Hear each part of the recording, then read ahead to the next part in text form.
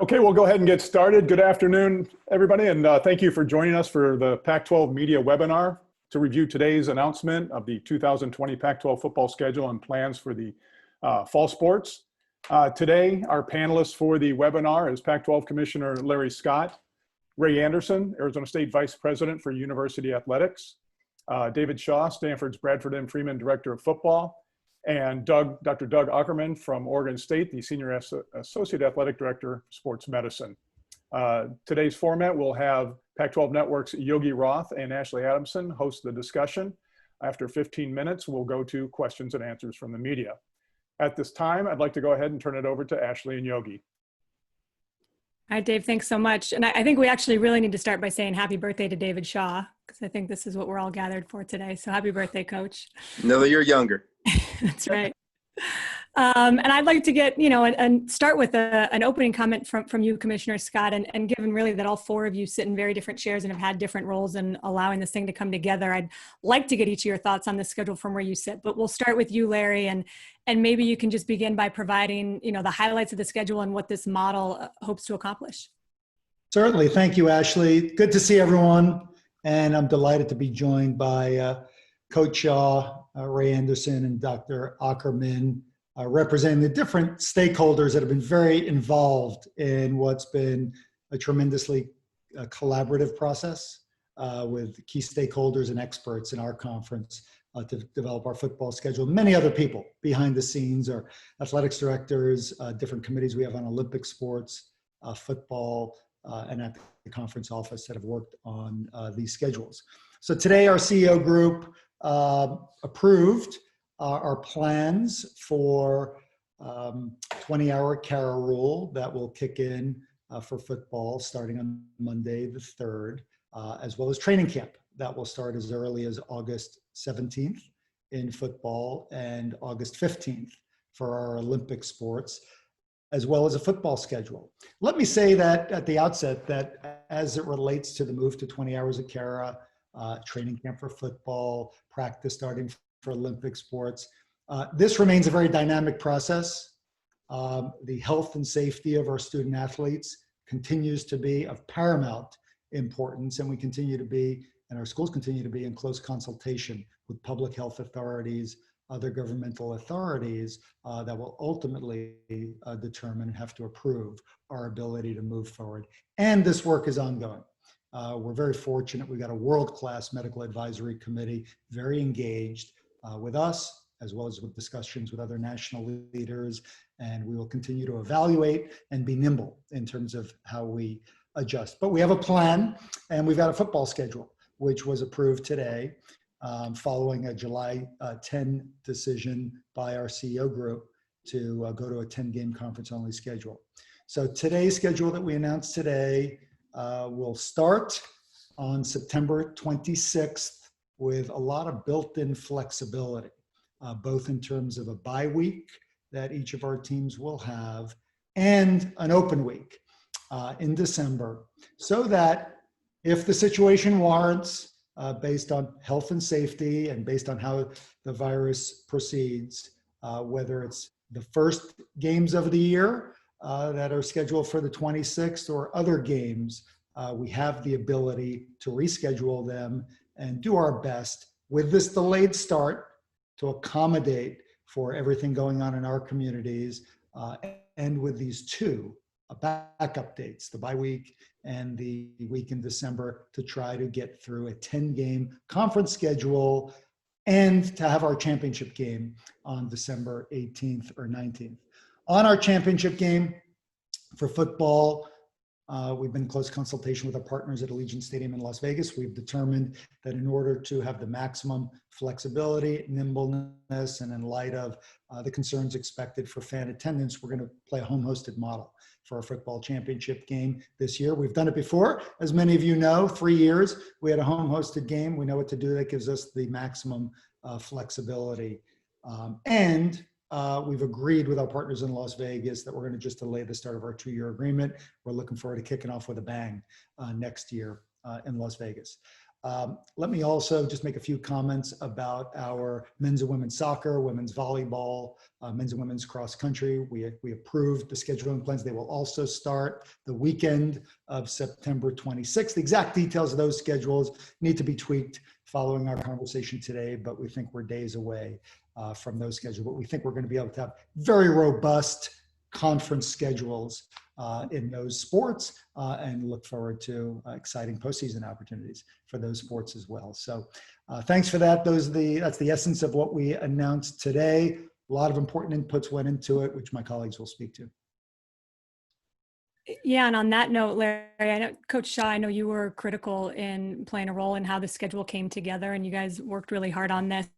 And you've also said the hardest thing the last 4 months has not been knowing. So there's still a lot that needs to happen between now and that first kickoff for it to come together. But how are you feeling? Your overall thoughts right now on what the schedule looks like, and for you guys in particular? Yeah, the hardest thing about being a football coach right now is not having answers for your student athletes and their parents. And putting a schedule together now, we can start having some more of those answers for when we start training camp, what our next few weeks are going to be like. I have to say a lot of the credit goes to Woody Dixon and that Pac-12 working group, working through a lot of these issues, putting these things together, preparing for every eventuality, which we've had to deal with a lot of those eventualities as things have been pushed back and sometimes accelerated. But I give a lot of credit to that working group, to the Pac-12 head coaches, that we continue to incorporate and get their opinions so that we're all on the same page.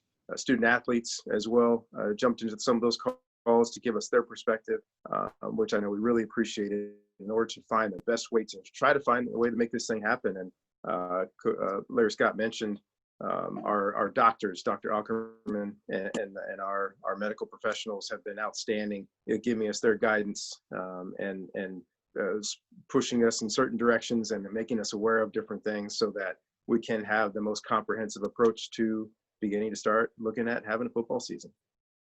And Ray, for you as an athletic director, what has it been like talking to campus, talking to your coaches, and of course your fellow ADs, and putting all the pieces of this puzzle together? Well, it's been exhaustive, to be quite honest, in large part because the fluid nature of this COVID-19 situation has put us all in a position where, for the most part, day in and day out, we didn't have control. And most of us have those kind of personalities and have careers whereby we have had a lot of control. Well, this situation took that away from us. So it's been exhaustive, sometimes extremely frustrating, but we've been really served well in the Pac-12, as Commissioner and David alluded to, with Dr. Ackerman and our medical folks, with our FARs, our faculty athletic reps weighing in, with our student athletes weighing in, with our senior women's administrators weighing in, with the conference office, the national, local, and campus ops people, and others who have weighed in. It's really been a collaborative but exhaustive process. And so knowing the fluidity would require us to be flexible day in and day out, and the acknowledgement that we could only do it through great collaboration, that has been the thing that has been most impressive to me in seeing how the Pac-12 has handled this thing. Because you have different things happening in different places. You have obviously different interests, different agendas at some point. But under this circumstance, this conference really came together in, I think, an impressive fashion. And we got to a place where, despite all the craziness of the COVID-19, it's a good place for us, driven by the flexibility. And to David's point, Woody Dixon, who took on the chairmanship of our COVID-19 football working group, has done a fabulous job working with the doctors, working with the coaches, David Shaw and others, with our personnel folks across the board. It's been quite impressive because of the collaboration, Yogi and Ashley. And we got to a schedule today that, gives us a lot of comfort that we will be able to be nimble and adaptive as this situation goes on. So all of our athletic director colleagues, Mark Harlan with the Football Oversight Committee, tremendous. Jen Cohen really making sure that the Olympic sports and working with our senior women's administrators was involved and across the board. So I'm proud to be a member of the Pac-12 AD team that we think has come up with a collaborative solution that will serve our conference well, and most importantly, the student athletes that we serve. Well said. Okay, speaking of collaboration, Dr. Ackerman, can you give us a sense of the Pac-12 medical group that has collaborated to put together the guidelines and the advising towards student athletes in these campuses as we begin fall sports? And we've been incredibly thankful to have opportunities to have not only that, the team physicians, the athletic trainers of our Pac-12 institutions all come together and be willing to give their time. But we've had some really key input from infectious disease specialists and experts within our Pac-12 footprint and our institutions to give up their time and to volunteer their time. We meet at least for 2.5 to 3 hours a week on multiple days. And we have been doing this for the last 2.5 months. And to have that expertise and the ability to really know not only what is going on in the sports world, but what's going on in the infectious disease world, the CDC world, and to be able to integrate that into our guidance and recommendations back to the head coaches, the athletic directors, the presidents and CEOs has been really, really a great thing to watch. And Dr. Ackerman, just to follow on that, obviously everybody knows there's no way to completely eliminate the risk of the virus right now, but can you just sort of walk us through some of the basic protocols that you guys have implemented or that will be implemented to help at least mitigate that risk? Sure. I mean, I can say without question that all of us have a really healthy respect for this virus, right? This virus is one that has been difficult for the medical community to manage and handle, and we and we all continue to watch the curves, and the thing that's been frustrating is we all are continually reliant on the general community to wear masks and make good choices, because that impacts the community prevalence of the disease. We can set up great parameters, and we have set up great parameters and pathways for us to follow within the athletic confines or the athletic campuses on our institutions. Including making sure that we're testing appropriately and using the best test that's out there, and hopefully augmenting it with more point of care testing as that becomes more available, so that we're making sure that we are using the resources that are available on our campuses and not necessarily taking it from the medical community or the general communities that we are living in. The plan and processes that we've laid out are multiple pages. They involve, how do you clean the locker rooms? How do you manage the personnel flow in and out of the buildings? Face coverings, when to wear them. Those are all procedures and policies that we put in place to help guide our institutions to make it as safe as we can. Coach Shaw, you sit on the competition committee as well as being the head coach at Stanford. What has it been like when you look from state to state in this footprint, and it's different regarding the equity and what is allowed and what isn't allowed? And curious what the dialogue was as you put together the schedule. Well, I think difficult situations bring out the worst in people and sometimes the best in people. And a lot of what I've seen has been the best of people. And on that group, this has been, how can we return to sport in a way that makes it the best for the student athletes to participate safely? And that's been from the very beginning. How can we do this? Listening to experts, listening to people in different places, and trying to find a way for things to be as equitable as possible, but also as understanding as possible that some places are going to be different than other places. So coming from different places and different situations on different campuses and different areas has been difficult to a certain degree, but the mentality has been the same.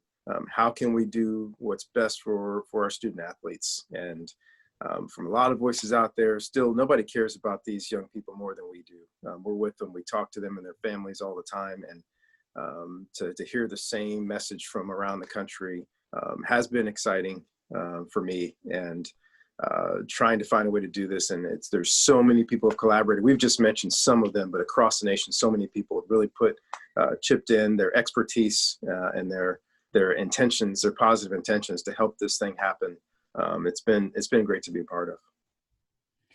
And I know we're going to open it up to media questions here in just a minute, but Larry, I'd like to ask you from your perspective. You look at the ACC, they announced an 11-game schedule that starts September 12th.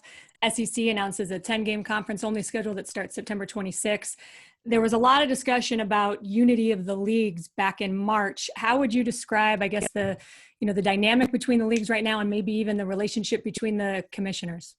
The collaboration's been excellent. It really has. I mean, if you think back to March when we had to make the very unfortunate decisions to cancel our men's basketball tournaments when they were going on and then cancel spring sports, we all got to a similar place within about a 24-hour period. And that's because we're speaking every day. We're independent conferences. We make independent decisions, obviously hugely competitive with one another, but the level of collaboration is excellent. And I think that manifests itself through all kinds of decisions that we made, how to deal with student athletes that missed their spring season, how to get kind of return to voluntary workouts. And we're all making our own decisions, but I think you're seeing kind of everyone arriving at a similar place, each with its own nuance. There's still some conferences that have to fill in their details, but most of us are going to wind up with conference-only schedules, maybe the addition of a non-conference here or there. Most of us are looking at the late starts, maybe not all. I don't want to get in front of any that haven't decided yet. And most of us are going to be ending around December 19th. Now, we all got there independently, but with the sharing of best practice, the best medical advice from different parts of the country, feedback from our student athletes, coaches, and all that. So there are little differences between us, but by and large, we are all managing to preserve the possibility of playing a robust conference season. We got a selection committee for the college football playoff that can deal with more, the subjectivity, which we'll have more of under a conference-only schedule than we would with a lot of data points in non-conference. But we've preserved the possibility of bowl games, preserved the possibility of a college football playoff, because we all have stayed in sync on that. We'll all make our own decisions and there'll be some slight differences, but by and large, I think we're moving together in step. Dr. Ackerman, one more for you. I think a lot of people are wondering, what would cause a team to say, we can't play this weekend? Would it be 20 players? Would it be the entire line? Would it be 2? We're seeing a lot in baseball, and I'm sure it's flexible, as we've all talked about, and fluid, but where are we today regarding that? That's a great question. That is a topic that we, as a medical advisory group, are trying to come up with some very specific criteria and benchmarks, so that when we get to the point where we're ready to start the season, and that occurs, that we already have a decision tree made to try and help guide those decisions. It's going to be different. It's really challenging, because you can't just say, well, it's a certain number of players, right? Because if you get a couple infections and they're coming from different sources and they're occurring within a day or two before the game, maybe you don't really have control of the transmission of that virus in that instance, and you need to take a pause. Is it a couple cases early in the week and they're both related and they're both traceable and you can contact trace back to where they were? That's a much safer environment situation, and you have control over the transmission of the virus. And so it's hard to come up with just a easy, quick number. If it was, everybody in every conference would have already had that. Even among us physicians in the A5, we've had shared conversations, and we have collegial relationships where we have calls outside of structured calls, and are debating and kicking around this very topic. And it'll be a complex decision for sure.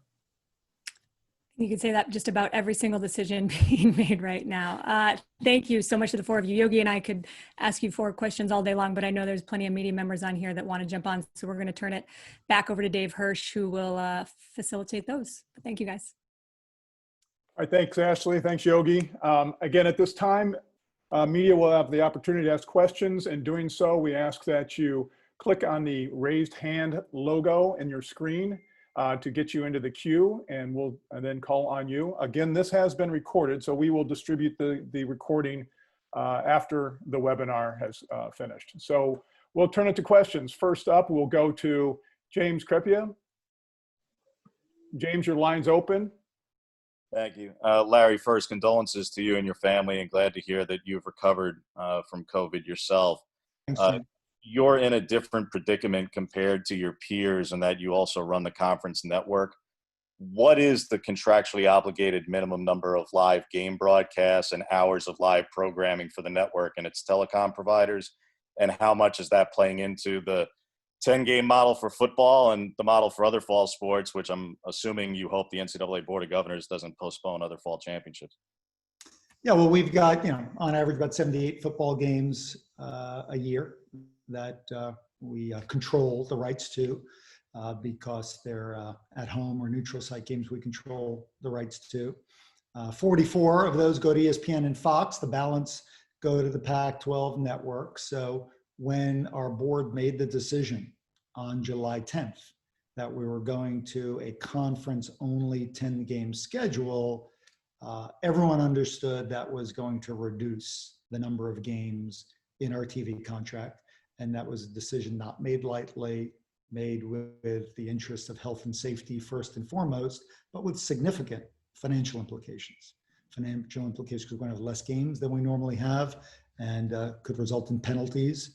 And certainly for our campuses that are already looking at reduced capacity and likelihood in terms of attendance now with reduced inventory, and we've obviously lost some marquee non-conference games. So the financial ramifications are significant, but they're secondary to health and safety and trying to provide opportunity for student athletes, both in football and Olympic sports, in what we feel is the safest, most prudent way possible.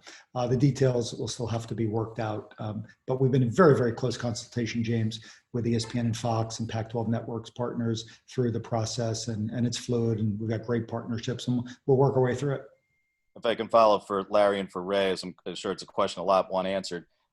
With the September 26th start date, do you guys feel this will help avoid breach of contract lawsuits under force majeure clauses, since almost all of the conference's standing non-conference games were weeks 0 through 3? And will you ask for your state governor's assistance in terms of executive orders to cover those dates for amateur sports? Man, I'm going to pass the ball to Ray because he actually has a law degree and I don't. Well, I'm going to pass to the conference and our own institutional GCs in the long term. We haven't gotten to the point where we're looking at those things with a lot of detail. Really our emphasis has been on what, in terms of scheduling for our student athletes, health and safety is driven by the COVID situation.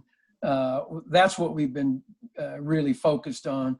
However, there's no question that you've seen some of the little blurbs about schools wanting to make sure they try to collect on their so-called guarantees that was force majeure, real or not real in each particular situation. So I don't mean to avoid the question other than to tell you we're going to have some GC involvement and they're going to have to, on a school by school basis, figure it out.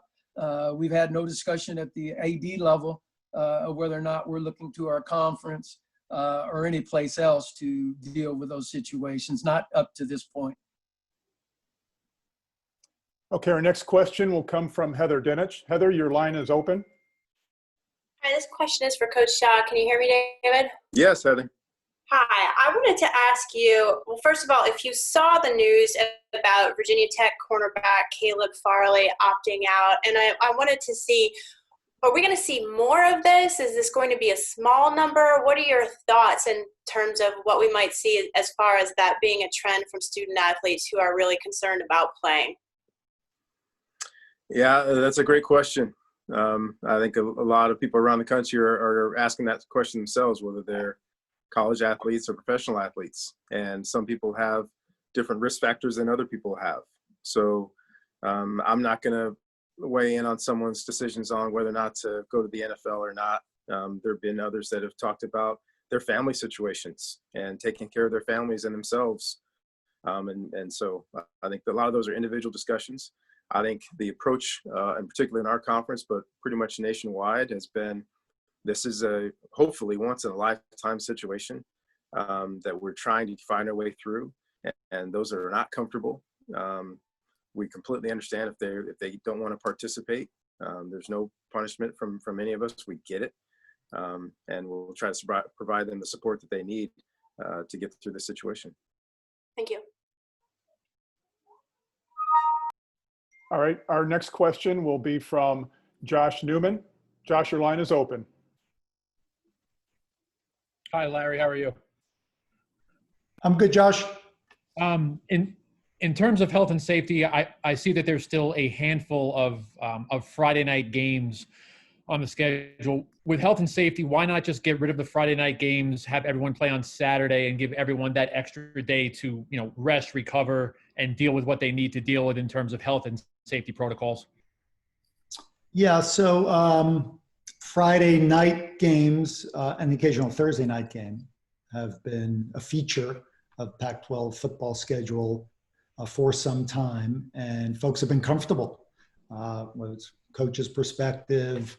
The medical advice we've gotten does not put student athletes or others in a compromised position. People have been comfortable with it, not just in our league, but other leagues as well. We have made changes, Josh, over the years. You may have followed that we don't ask teams to turn around for Friday night games if they've been on the road the week before. So we have made some adjustments over the years, but it has not been felt thus far that there is a significant health and safety consideration between Friday night games and Saturday games, with that caveat that I mentioned. Thank you. Okay, our next question will come from, we'll go Stuart Mandel. Stuart, your line is open.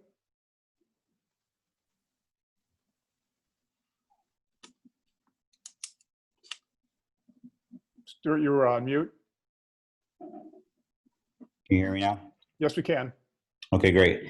Larry, the release mentions that teams can go to 20-hour weeks starting on Monday and then training camp on August 17th. But depending on local ordinances, how many of your schools are actually allowed to do that starting Monday? And if they're still not in a position on the 17th, would the whole conference delay starting training camp, or it's up to the school by school? So vis-a-vis the 20-hour CARA starting Monday, I think it's important to make clear that still is strength and conditioning work. It's team meetings and it's walkthroughs. There's no contact. No one's got equipment on. It's not scrimmaging or any of the things that most people think about as normal practice. And I believe most of our schools, if not all, are in a position to go there. In fact, student athletes have been asking for that. And so we're pleased that we were able to make that decision today. Vis-a-vis August 17th, that's training camp. Given that the earliest start for any of our teams will be September 26th, it's going to be up to each school to decide. I think currently they get 25. Coach Shaw or Ray will correct me if I'm wrong. I think there's 25 practice days that you get. It'll be up to each of our coaches to decide whether they're starting on the 17th or they're starting on a slightly later date and how they want to manage that. It's our expectation sitting here that our programs all will be able to start as early as then, but sitting here today, they're not. So this is, for some of our programs, still subject to public health authorities and governmental approvals. Hopefully that answers your question, Stuart. Everyone can start as early as August 17th, but it's not my expectation that everyone will start or manage their 25 the same way. So there'll be some flex built in, but everyone's got a common starting point. And if that proves to not be the case, if schools can't start then and can't get a safe on-ramp and preparation for the season, then we will reevaluate, like everything about this. We will reevaluate along the way. If I could follow up with Coach Shaw, you guys, I think, are in a position where you're waiting on ordinances. If it does come through, how comfortable would you feel going into pads and helmets and guys hitting each other possibly a couple weeks from now? Do you feel like you have a handle on how that would work from a managing the virus standpoint? We've been talking about this for 5 months, so I think we will have a plan based on what we're allowed to do, based on our local medical and governmental officials. So we'll find a way to make it work. There are things that we can do now that we couldn't do 2 weeks ago, and hopefully a couple weeks from now there'll be things that we can do that we can't do now. So as many have said on this, we're being flexible and open to the process of what we're allowed to do. Our players understand that now. We're giving them whatever bits of information we can when we have them for those guys. But yeah, we'll do what we're allowed to do until we can do something more. Okay, our next question will come from Jesse Morrison. Jesse, your line is open. Hi, this is for Commissioner Scott. So obviously, Major League Baseball started last week, and they've had, basically an outbreak with one team and 2 other teams that are having issues currently right now. Obviously, in college sports, there's just no shot at a bubble. How are you going to ensure that what is happening in Major League Baseball right now isn't going to happen with Pac-12 football? Thanks, Jesse. Well, you're right. There is no bubble, and a bubble would not be appropriate in college sports and for our campuses. These are students, and they're not going to be able to be quarantined or isolated in a bubble the same way pro sports do. And we recognize that, and it's one of the reasons where we go into this with a lot of humility and recognizing that we've got a plan. We're going to follow medical guidance along the way, but we're going to have to monitor how things go. And it's one of the reasons why building in flexibility to the schedule is so important, Jesse. I mean, if there is an outbreak on the team, we're going in expecting that's a real possibility. And if that happens, especially with 14-day quarantine periods currently for anyone that's a close contact, that will require the rescheduling of a game. And so basically, we've got 2 opportunities for each team to potentially reschedule or delay the start. I mean, we realize there are some markets that don't have the requisite approvals at the moment. The start on time, need to make sure they've got a safe and robust training camp to be able to play on time. If a team can't start on time, we've got the bye week to reschedule too. If there's an interruption and game needs to be rescheduled, it can be rescheduled either into the bye week or this December 10th week that we have. So we're actually going and expecting, Jesse, the scenario you mentioned is a real possibility and likelihood, and as much as possible, leaving a little flex for that, knowing that we still have to end by December 19th. And that's the balancing act that we tried to strike here. Thank you.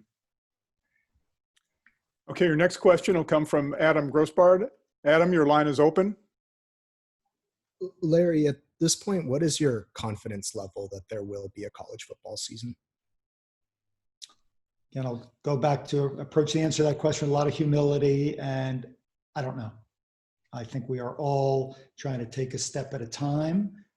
We are cautiously optimistic sitting here today, but as Dr. Ackerman mentioned, and we've tried to reinforce, there are elements outside our control that are going to have a lot of influence on that question. What's happening in our communities? What's happening in our campuses? A lot of that's got to do with, right, mask wearing, social distancing, other things. What happens when thousands of students come back to our campus? None of us have the answer to that question. We feel a tremendous obligation, however, for the health and well-being of our student athletes, including their mental health, to provide every opportunity possible to be able to play. We understand how important, whether it's college football, men's and women's soccer, volleyball, being able to practice with your team, being able to play if possible, if it can be safe. We understand because we've heard loud and clear, and I hear regularly, directly and indirectly from our student athletes, how important it is to have the structure, have something they're so passionate about, that they've worked so hard for, to preserve that opportunity for them. That's what we're determined to do,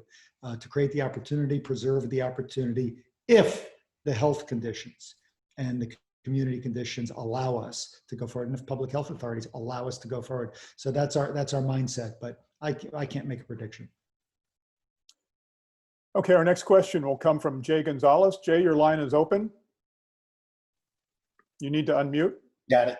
Can you guys hear me now? Yes.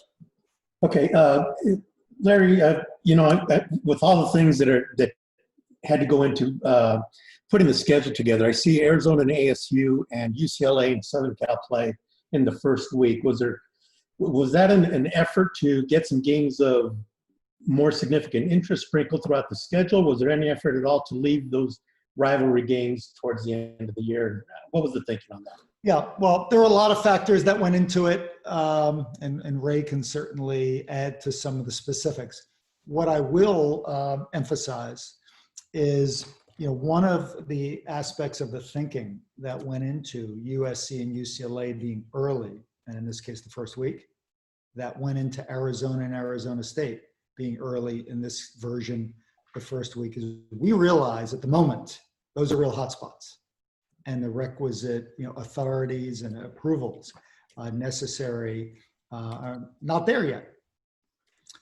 By putting them the first week, in the event that these two teams in each of those two markets playing against each other winds up not being possible, they become very easy to reschedule. So each of those could reschedule into the bye week that you'll see on the calendar a few weeks later, or to the December week that we left. So we're going in eyes wide open. We're going in contemplating that it's possible not all of our schools can start on September 26th. And for those that can't, the way we've scheduled, particularly in these two markets where at the moment are hotspots, they're very easily rescheduled to a bye week or to the December week, which is when you'd find a traditional rivalry game, by the way. So we're contemplating the possibility. Okay, next question will come from Brady McCullough. Brady, your line is open. Hi, this is also for Larry. Was curious, in your talking with the other Power 5 conferences, you guys all got kind of your own version of this conference only thing going, and you obviously are hoping, as you've said, to all be done somehow by December 19th. Well, what is the thought about if you get a certain amount of the season done, but due to the virus and whatever, you have to push it into even 2021 to finish out a regular season, therefore probably pushing back a college football playoff? I'm assuming those things have been discussed, and is that all a part of this ultra flexible schedule you've tried to put together? Yes. I think, Brady, we're trying to go about this in a very measured, thoughtful, step-by-step way. So we obviously set out hoping to play a full 12 games starting on time, but we determined July 10th.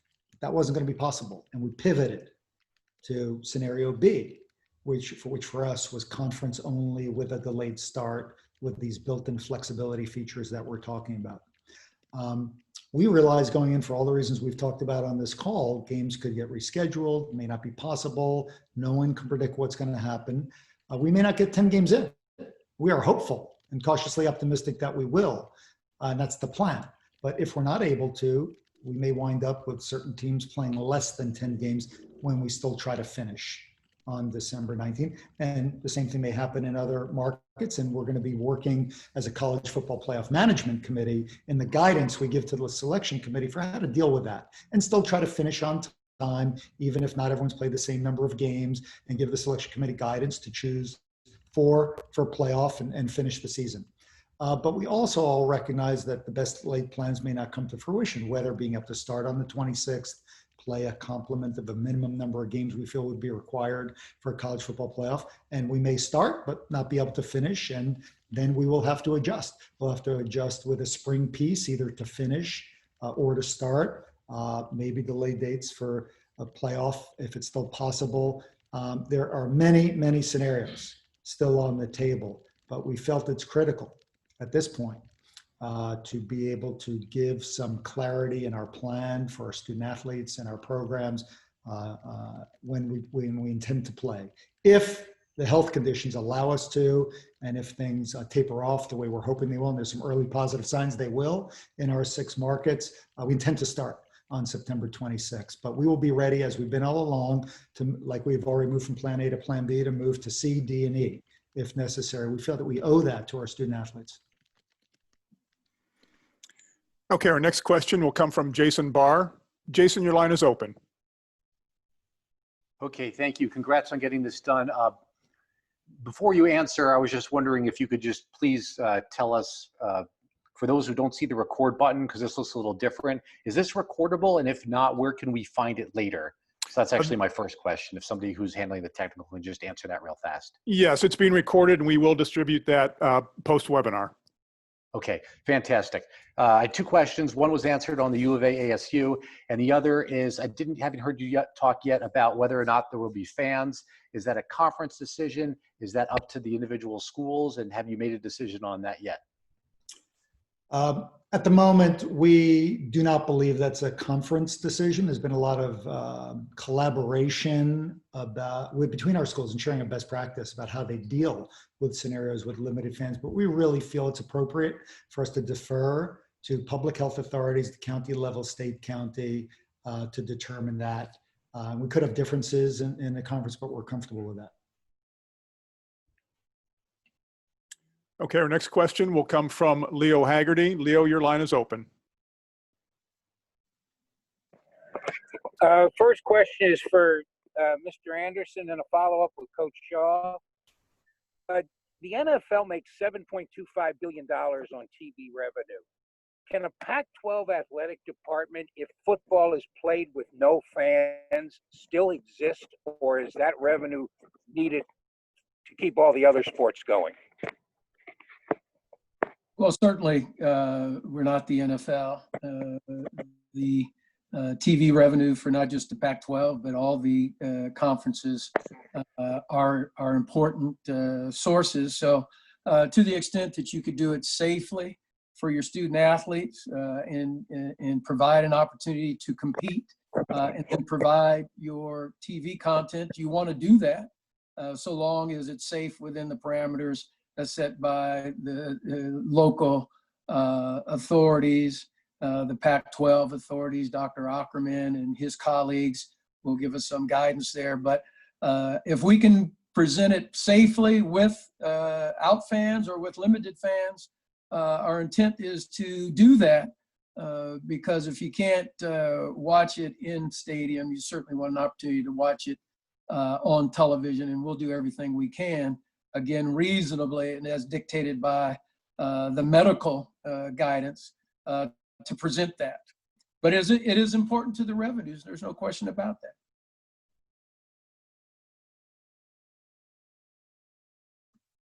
Okay, Leo, you have to unmute yourself if you want to have a follow-up. I'm sorry. Okay. I'm sorry. Coach Shaw, depending upon what station your players watch, they're told this is a deadly virus or they're told it's the flu. How hard is it to convince them that this is important and you need to really take precautions? Once again, very grateful to be on that Pac-12 working group with Dr. Ackerman. And we stayed as far away from the political nonsense as possible. We talked about the things that we know that are facts, the things that we know that can help stop the spread of the virus. And then on top of that, the state, national, city, local governmental mandates that regardless of your political affiliation, we have to follow in order to do what we have to do. So our student athletes understand that in order for us to play, there are guidelines that we have to follow that are given to us by the authorities. There are guidelines by each campus that may be slightly different but based on campus to campus. But in order for us to play this game that we love, we have to follow those. So it's not about the politics. It's not about what's on TV. I've tried to avoid that as much as possible. It becomes difficult because for our student athletes, that's not what's important. What's important is what can we do for them to allow them to play this game that they love. So we're trying to set up the best possible scenario for that to happen. All right, our next question will come from David Bush. David, your line is open. You'll need to unmute.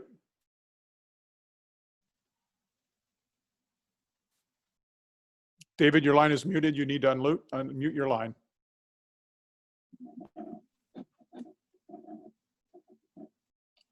Okay, we'll go to the next question. Will come from, who we have here? Mike Regalado, go ahead. Hello, gentlemen. You talked about potential safety protocols with fans. Has there been any talk about safety protocols for media attending and how that's going to go? And quick addition, is there going to be a Pac-12 Media Day? I'll take a shot at the second question about the media day and then turn it to Dr. Ackerman to talk about protocols for sidelines, media, and other things. So our intention is to have a media day. We had postponed it until we had more clarity on the schedule. We have not reset the date yet, but it's our intention, Mike, as we get closer to the season starting, that we will have a media availability with our coaches and student athletes. In terms of the health and safety protocols as it relates to media, that is a topic that we've been discussing and been putting together recommendations to give back to the operations groups. A lot of them are going to hinge on, appropriate distancing, appropriate mitigation efforts in terms of face coverings, using technology for distance interviewing when feasible, and decreasing population density. And Mike, for the avoidance of doubt, I should have said I expect our media day to be virtual, given the current circumstances. Thank you. Any date on that by chance?